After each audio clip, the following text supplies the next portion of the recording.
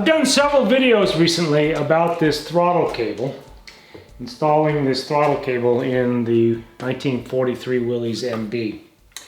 If you go back into the catalog, you can see several videos where I had to figure out how to get this old ivory colored knob installed in a new cable.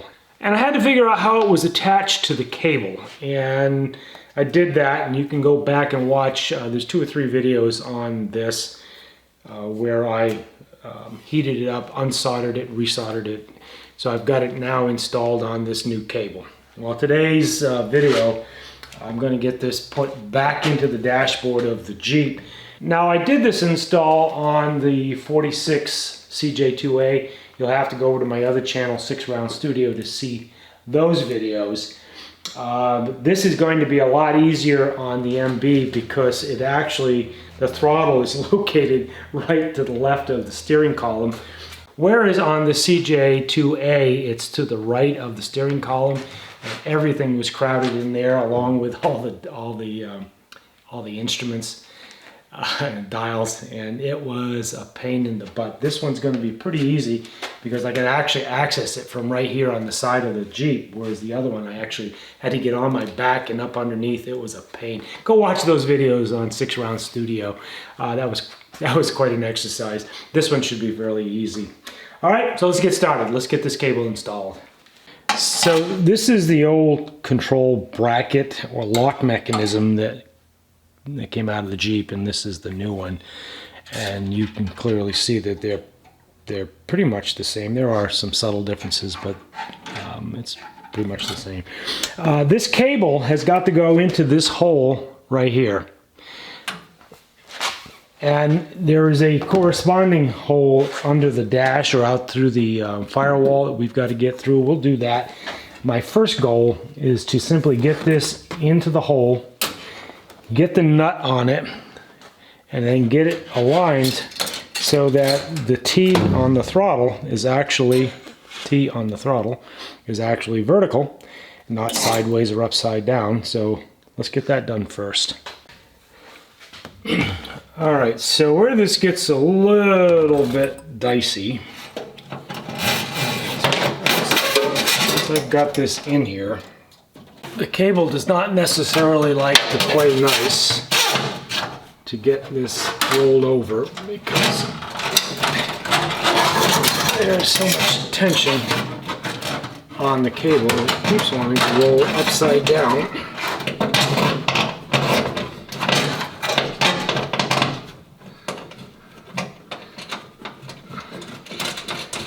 Like I said, this compared to the CJ2 is so much easier because everything is actually right where I can reach it. But getting it to line up is going to be a little bit of a trick. Again, because there's so much tension on the cable. I might have to go through the firewall first.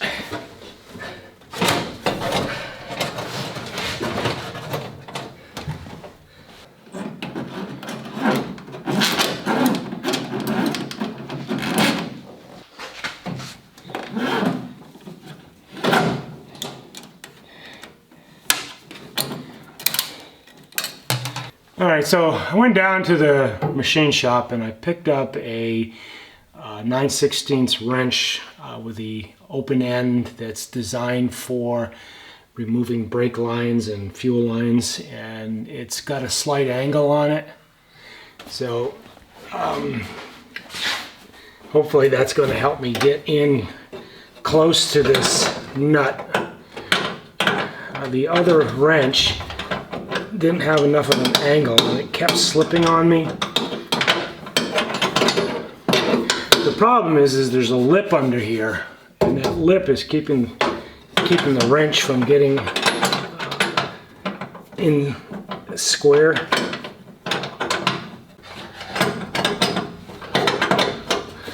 It's at this point my buddy Earl would be saying to me, "Bill, what difference does it make if the T is perfectly level? As long as it works." And I would say, Earl, I understand, Earl, but this is just who I am. All right.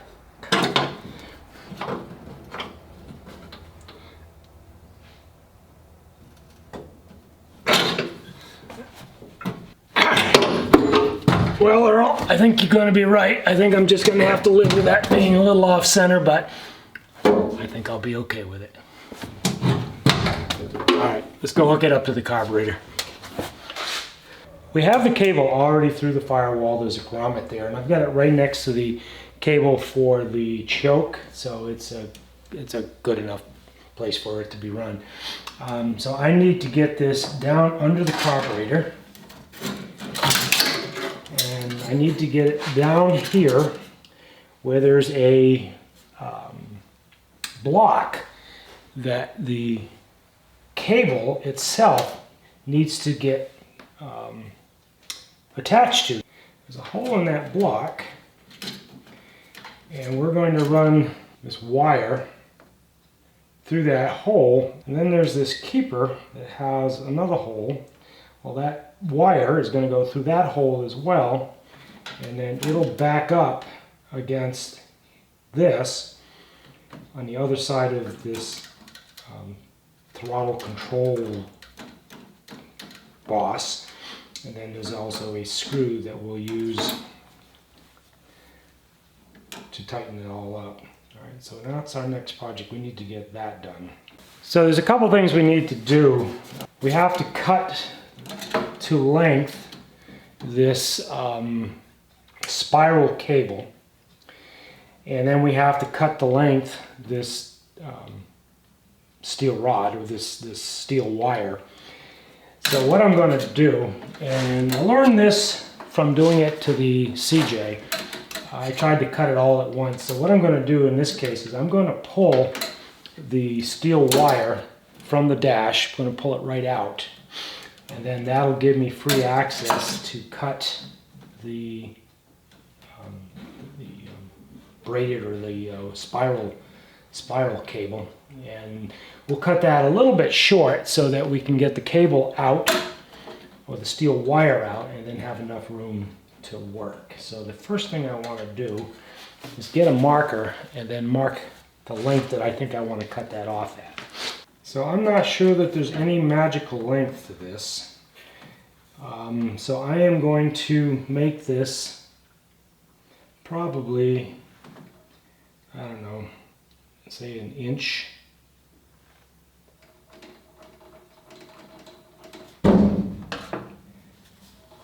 From the keeper, or from the cable boss where we attach this, and then we'll see how that looks.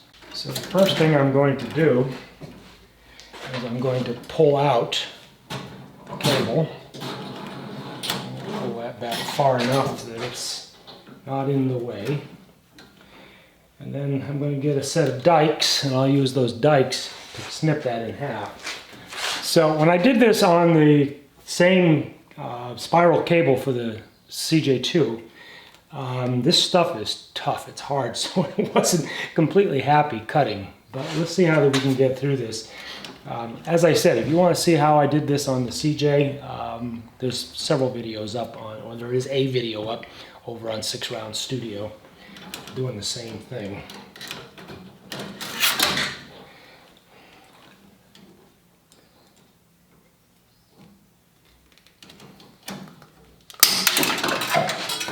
Ooh, that was easy. I just want to deburr this a little bit so that the rough edge, the cut edge, isn't wanting to rub that steel wire raw. Yeah, here's an example of not using tools for what they were designed for. I'm using a small Phillips head. So as I pull this back, I've got to have enough distance between the end of the spiral cable and the wire boss so that when we pull that all the way back, it doesn't hit. And so I can see already that if I go full throttle, I'm going to hit that So I am going to take a little bit more off from there. Now truthfully, the likelihood of you ever pulling the throttle control back, full throttle, is pretty slim. I suppose if you wanted to use it like a cruise control going down the highway, you could pull it back far enough for the accelerator to keep the Jeep moving at 45 miles an hour. All right, that looks a lot better. Again, let's go ahead and deburr this. Let's run that steel rod back through so you can see how much extra cable we've got. Down behind the carburetor. And same thing, we want to leave enough length both for the movement of this, but we also want to leave enough extra length so that we can attach the keeper.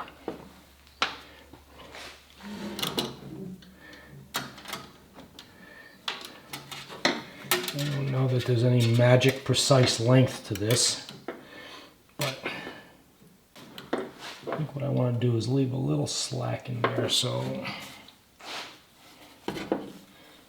we'll cut it here to start.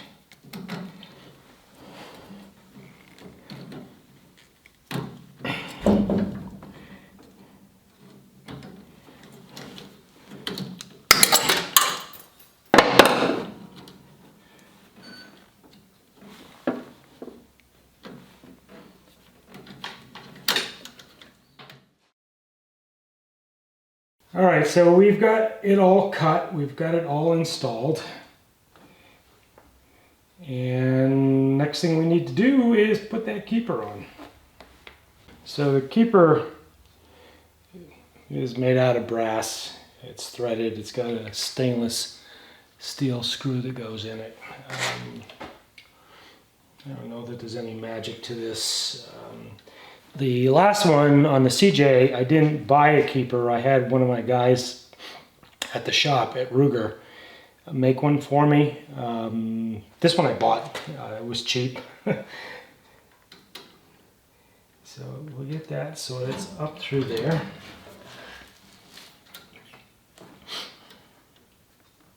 Like I said, it's a simple screwdriver, or simple screw rather.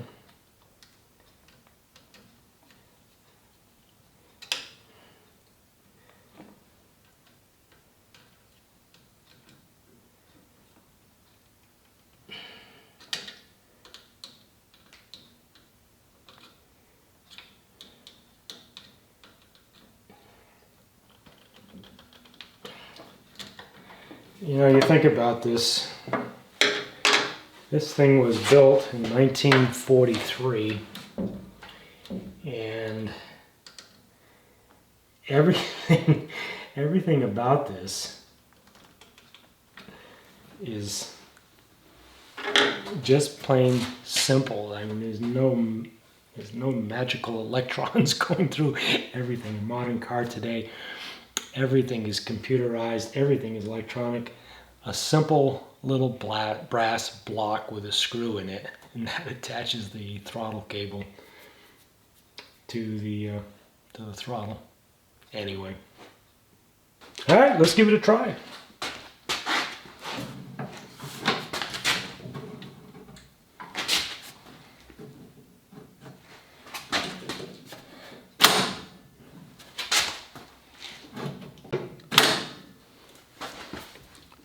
That was a really simple install. Let's get this thing started, take it outside, take it for a ride, and make sure this thing functions the way it's supposed to be, and I'm pretty sure it will. So I thought before we start the Jeep up and take it for a short ride, I'd explain to you a little bit about how the throttle system works in this Willys MB. And it's also the same way that it works in the later CJ2A.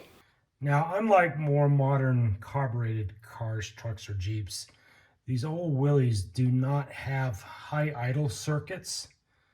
So you can't click the throttle a couple times and then end up thinking you're getting a high idle when the car finally starts. So you can't set the choke and set the high idle just by tapping the throttle. So in order to start these old Willys Jeeps, you have to actually pull out the choke, and they say to pull it out 1/8 to 3/4 of an inch. And then you're able to start the Jeep. One of the problems is when you start the Jeep, literally you're having to feather constantly the throttle in order to keep it running. Whereas with the throttle control, you can give it a small amount of throttle so that once the Jeep starts, it'll be like a high idle. It'll help keep the engine running, and then you can control how fast that engine runs until you can slowly, the engine warms up and you can slowly release the choke so that it runs without the choke. Okay, so the throttle pedal or the gas pedal is connected up through the firewall through a mechanical linkage.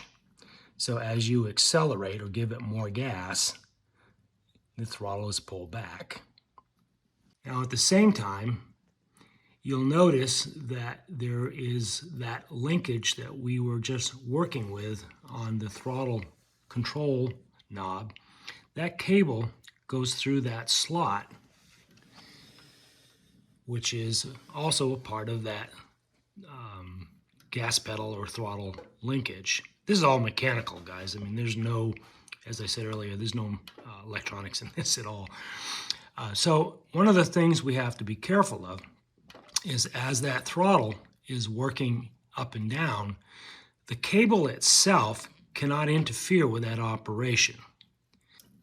So there is a hole in that control that allows the steel rod or the steel cable to slide freely. And if we weren't allowing it to slide freely, then it's possible that it could bind, and we could bind with either a closed throttle or a fully open throttle, which would be one hell of a ride. So again, that throttle has to be able to move freely up and down that steel rod. So when we pull the throttle knob out, it's actuating the same throttle control lever, but it's doing it manually using the cable instead. So when it is fully closed, there's no tension on the throttle linkage at all. And then when you begin to open that throttle by pulling the knob, it pulls on that keeper that we installed.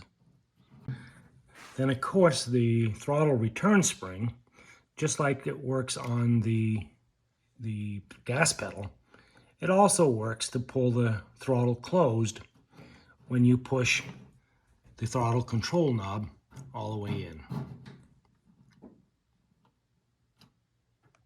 Now I imagine there's a lot of things you could use that throttle control knob for, and I've already mentioned one of them, which is during startup, you can give it a little bit of throttle so that until the choke or until the engine is warmed up enough that you can turn the choke off, it'll help keep that idle up. And you'll see that a little bit when we start this here in a minute. Now during the war, these old Willys, some of them were radio Jeeps.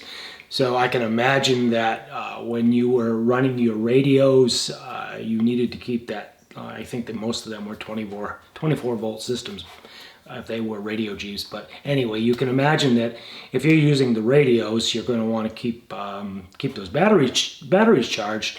So you're going to want the engine running, and of course giving it a little bit of throttle is going to help charge the engine a little bit better, because remember, these had generators, not alternators.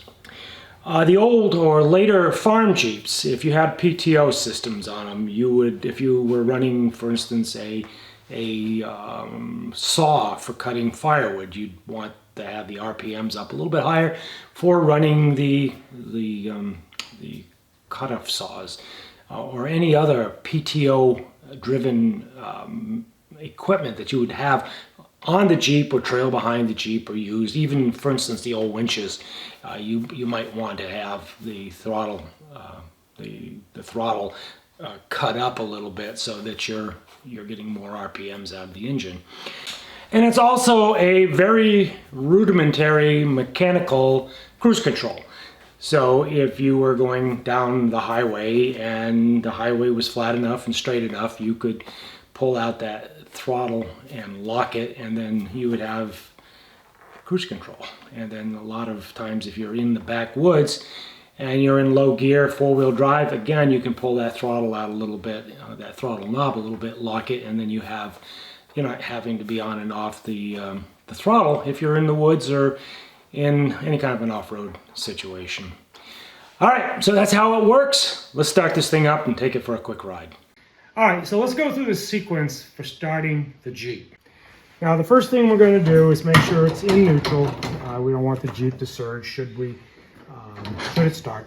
We're going to pull the choke out roughly a ½ inch. That's the recommendation from all the manuals.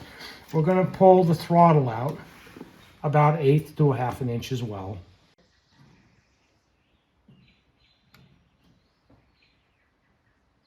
All right, we're going to pump the throttle a couple times to pump some gas into the bores of the carburetor. Up under here is the foot starter.